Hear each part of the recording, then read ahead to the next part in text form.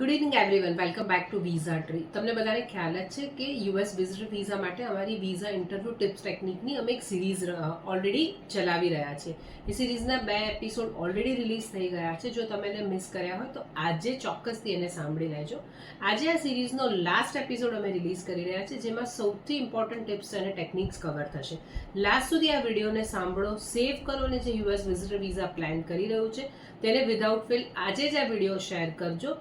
Definitely આ ઇન્ટરવ્યૂની tips ટેકનિક્સથી તમારા visa ડિસિઝનમાં positive impact આવવાના ચાન્સીસ રહેશે. રાઈટ, જે આપણે લાસ્ટ વિડીયોમાં બી ડિસ્કસ કર્યું હતું કે તમે જ્યારે વિઝા ઇન્ટરવ્યૂમાં જશો તો સૌથી વધારે જે ઇન્ફોર્મેશન પર ફોકસ થશે that is your DS-160 visa application form. હવે જ્યારે બી તમે વિઝા ઇન્ટરવ્યૂની વિન્ડો પર જાઓ છો ત્યારે સૌથી પહેલાં વિઝા ઓફિસર તમારી પાસેથી તમારા પાસપોર્ટ લેશે. એ પાસપોર્ટની સાથે એક બારકોડ સ્ટીકર અટેચ કરેલું હોય છે. એને સ્કેન કરી અને તમારા DS-160ની વિઝા ઓફિસર પાસે એક્સેસ આવશે.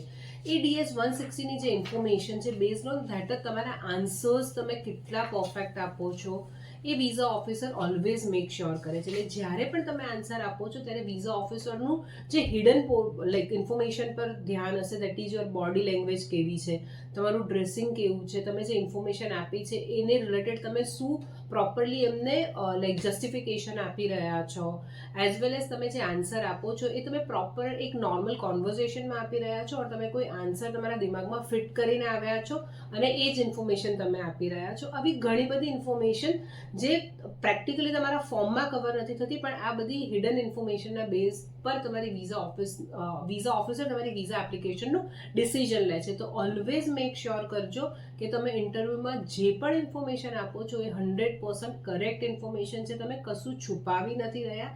એઝ વેલ એઝ જે અમે ઓલરેડી ઇન્ફોર્મ કર્યું હતું કે તમે જે આન્સર આપો it should be in detail. તમે 1 વર્ડ 2 વર્ડ યા કોઈ શોર્ટ આન્સર નથી આપવાનો. જેટલો તમારો આન્સર ડિટેલમાં હશે એટલું વિઝા ઓફિસર માટે વિઝાનું ડિસિઝન લેવું બેટર થશે. હવે વિઝા ઇન્ટરવ્યૂમાં તમારે તમારો કોન્ફિડન્સ બિલ્ડ કરવા માટે ઓર તમારે કેવી રીતે તમારા આન્સરને પ્રેઝન્ટ કરવા છે એના રિલેટેડ અમારી કોઈ પણ પર્સનલાઇઝ ગાઈડન્સ જોઈએ છે તો ઇન્ફોર્મેશન અમારી સ્ક્રીન પર અવેલેબલ છે. લાસ્ટ અમારા જે વિઝા રેકોર્ડિંગની લિંક છે ઓલરેડી કેપ્શનમાં મૂકેલી છે.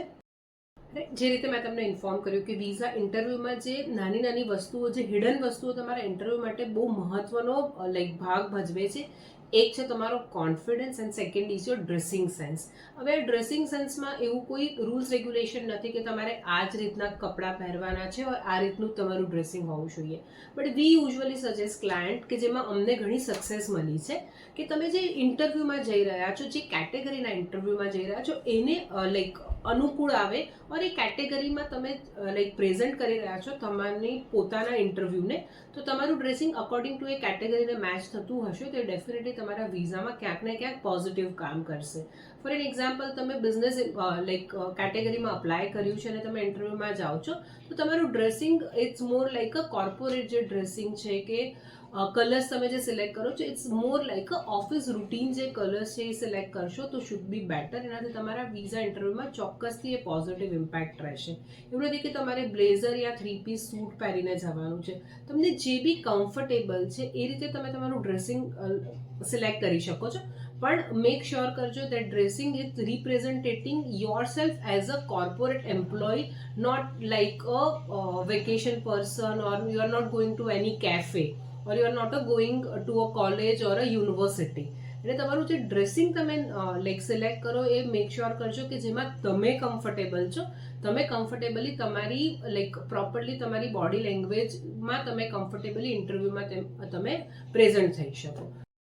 હવે તમે સપોઝ ટુરિસ્ટ વિઝા માટે અપ્લાય કરો છો તો તમારું જે ડ્રેસિંગ તમે સિલેક્ટ કરો છો મેક શ્યોર કરો કે તમારે કોઈ કોર્પોરેટ કપડાં પહેરીને નથી ત્યાં પહોંચી જવું કમ્પલસરી.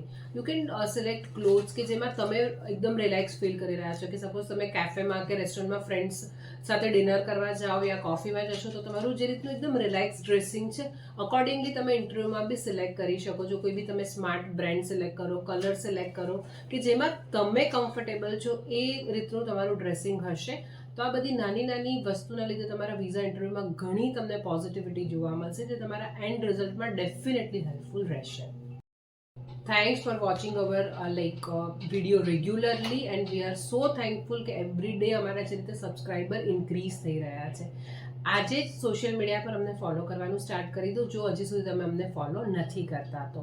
સેકન્ડ, બીજી મહત્વની અનાઉન્સમેન્ટ આપના સૌના માટે, તમે અધરવાઇઝ તમારા કનેક્શનમાં કોઈ પણ પર્સન જો યુએસ સ્ટુડન્ટ વિઝા પ્લાન કરી રહ્યું છે તો એમના માટે અમે બીજી એક સિરીઝ લાવી રહ્યા છે બહુ જ ટૂંક સમયમાં, જેમાં અમે કવર કરીશું યુએસ સ્ટુડન્ટ વિઝામાં કેવા ક્વેશ્ચન્સ પૂછાઈ શકે છે, એના આન્સર્સ ઇફેક્ટિવલી કેવી રીતે આપવાના છે, એઝ વેલ એઝ DN 160માં તમારે શું ધ્યાન રાખવાનું છે, અને ઘણી બધી મજેદાર ઇન્ફોર્મેશન. તો આજે જ આ વિડીયોને સેવ કરો અને મેક્સિમમ ટુ મેક્સિમમ લોકો સુધી શેર કરી દો જે યુએસ વિઝિટર વિઝા કે સ્ટુડન્ટ વિઝા પ્લાન કરી રહ્યું છે.